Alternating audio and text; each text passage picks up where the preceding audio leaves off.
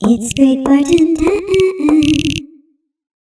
Right, we're making lasagna noodles and actually making a lasagna.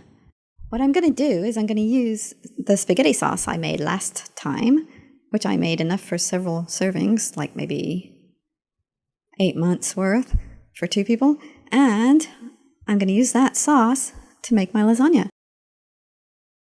I'm going to use flour. Cup of flour and an egg, because it's egg noodles. I like egg noodles. Some of the stuff you buy in the store is not egg noodle lasagna, it's just plain. So I put 2 eggs. These are very small European eggs, so you might want one large egg where you live, or a jumbo. And a half a teaspoon of salt. Look at that fluffy air full of flour get all over my kitchen. Oh, that's really cool, isn't it? Okay, here's the texture you want. Now, what I don't like is, hey, if I stop now, I'll have to play with it and knead it. So what I do, I add a little bit of cold water, which I've done. And now it's too gooey. And then I add a little bit more flour, which goes in easily. And then it's kind of kneaded itself. So that's my trick. I don't just take it out and start, oh, I'm going to knead the dough. I do this. Well, who wouldn't? It's easier. So I'm going to make 3 layers of lasagna. So I'm going to do 3 big noodles. I actually make the noodles the same size as my casserole dish. Well, that's the smaller casserole dish. I'm making it for the next, but so that means I have to get it at least that big. Don't want it too much bigger or it'll go up the sides. So I'm rolling that out.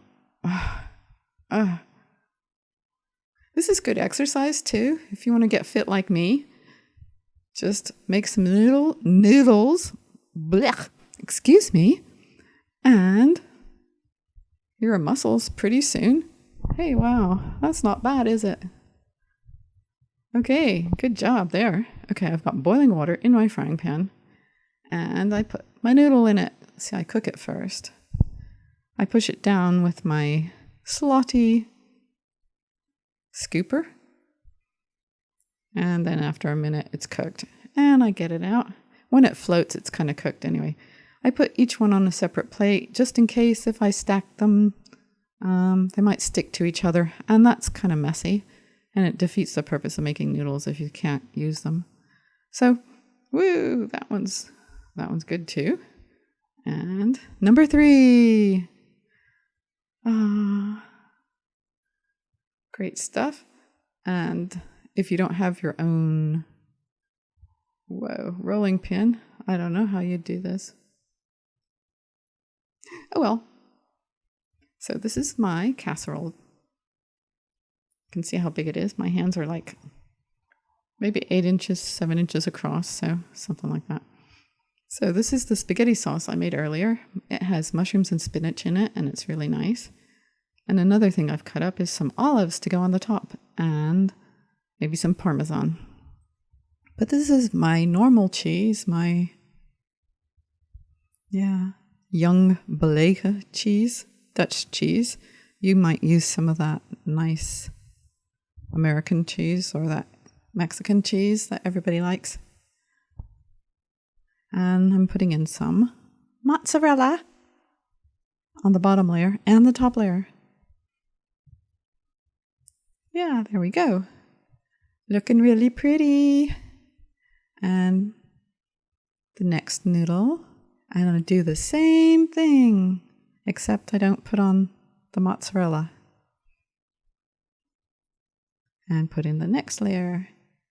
Spread out the stuff, the sauce, and looking great. Cheese, olives, mozzarella. Get it going there. Do do do do do do. Oh, okay, yeah. And this is Old Amsterdammer ground up, or is it Parmesan? They're both basically the same sort of cheese that tastes really tasty.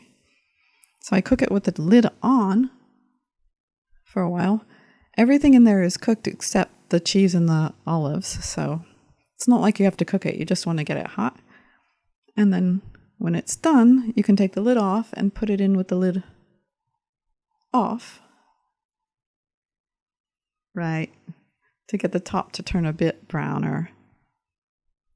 And then I cut it. I guess I made 6 pieces. So I got one out. And I'm getting another one out. Yeah, that was a messy bit, wasn't it?